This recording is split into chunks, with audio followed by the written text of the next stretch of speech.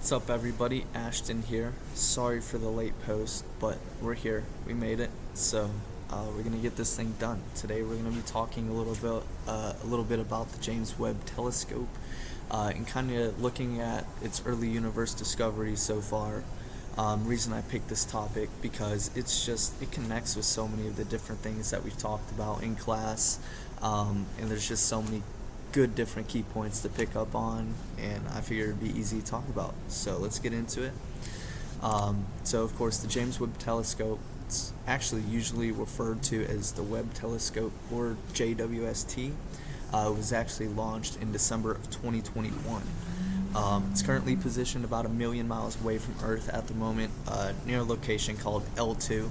Now there is a proper word for where this position is. I don't know how to say it.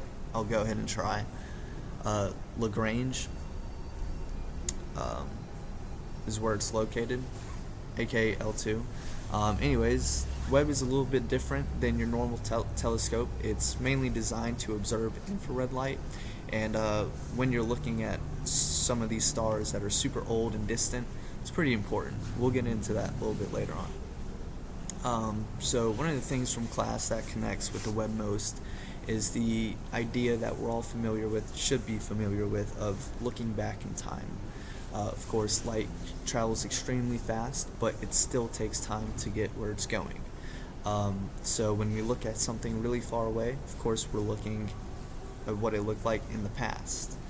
For example, light from the moon takes about a little over a second to reach us. With galaxies, though, we could be talking millions to billions of years that we're seeing it at.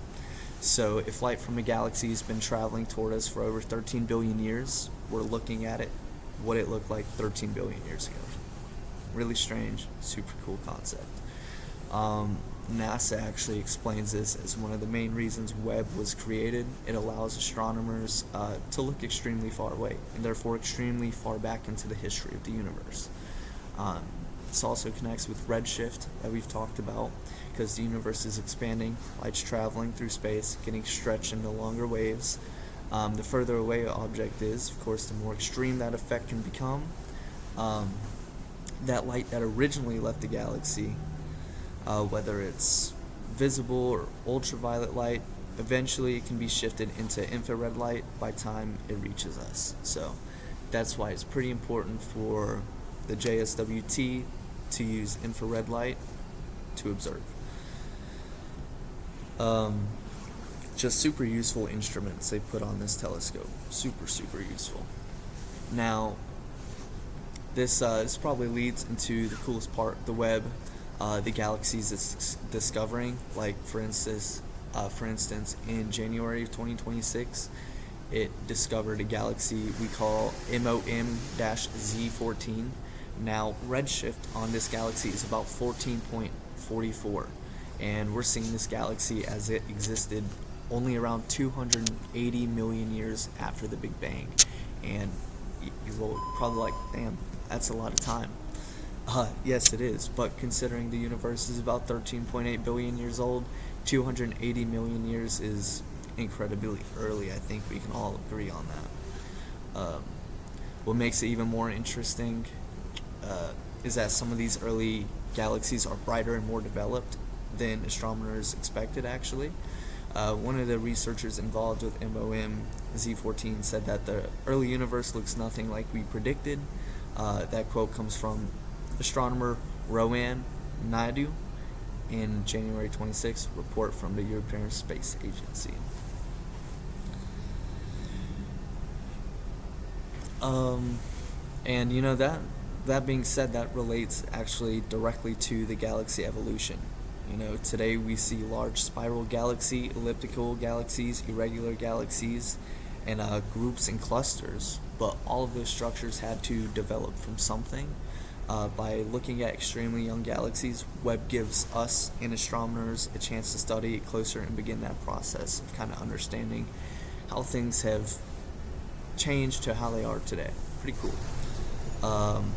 Now we're going to go over a little bit of some early star formations and some early black holes here. So some other topics that we've gone over in class. The Webb telescope is giving us new info about how quickly stars have formed in young galaxies, as we've said.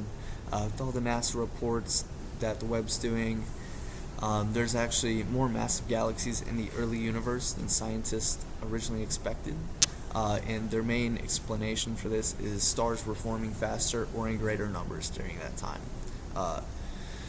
Now, the Webb telescope has even dedicated massive young star clusters in a galaxy that existed when the universe was only about 460 years old, but stars are only part of the story.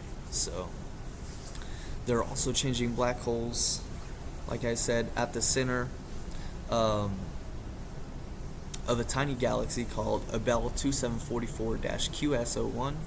At the center of it is a black hole estimated to have been around 50 million times the mass of our sun. What makes that strange is how early it existed. Researchers studying this object believe that the black hole may have formed extremely early and could have actually existed before its host galaxy fully developed. So super strange, something to keep in mind and be like, whoa, well, how does that happen? Well, this Webb telescope is helping us figure those things out. And as time goes on, we'll start to figure more and more out. Finding such a massive black hole, though, it just creates questions. How did it get that large so fast? Again, how to do it before the galaxy. Pretty crazy. Another really interesting way the Webb can see distant objects is through gravitational lensing. Now, this is another thing we've talked about. This happens when something is extremely massive, such as like a clustered galaxy, and it bends the light traveling around it. The cluster could basically act as like a magnifying glass. In an extremely distant galaxy, the cluster might normally be too faint for us to see. But the gravity of objects in front can magnify or distort its light enough for the Webb to detect it. So for my creative component here, I decided to make a future newspaper called the Cosmic Chronicle.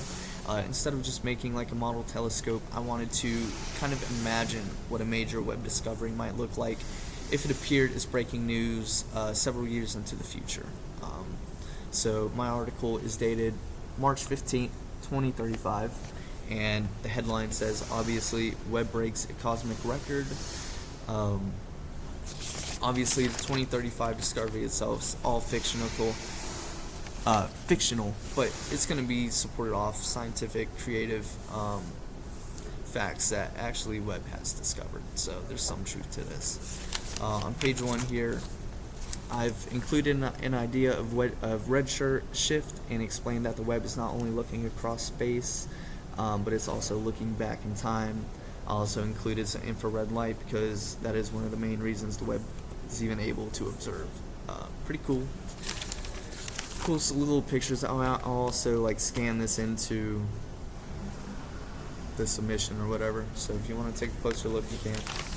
On page 2 here, I got into a little bit of what some of the other things that the Webb is teaching us. I included early galaxy formation, star formation, black holes, gravitational lensing. The box on this list just lists some of the major discoveries that inspired the article, such as galaxies forming sooner than expected and Webb finding surprisingly bright objects. So even though I presented it as a newspaper from the future, the science behind the story comes from actual discoveries and things like that. So that's my creative component. In conclusion, though, I would say the thing I find most interesting about the James Webb Space Telescope is that it shows us really how much we still have yet to know. How much we have yet to learn. There's a lot we have to learn. We've learned about galaxy formation, redshift, stars, black holes, all these things, and the Webb telescope brings all those things together. And it's kind of also one of those things, the more you learn, the more questions you have. But the Webb telescope is definitely a resourceful tool for us to have and use. I definitely suggest you guys take a look at it. Pretty cool. Find some really interesting things. Besides that, I think that's a wrap here. Thank you.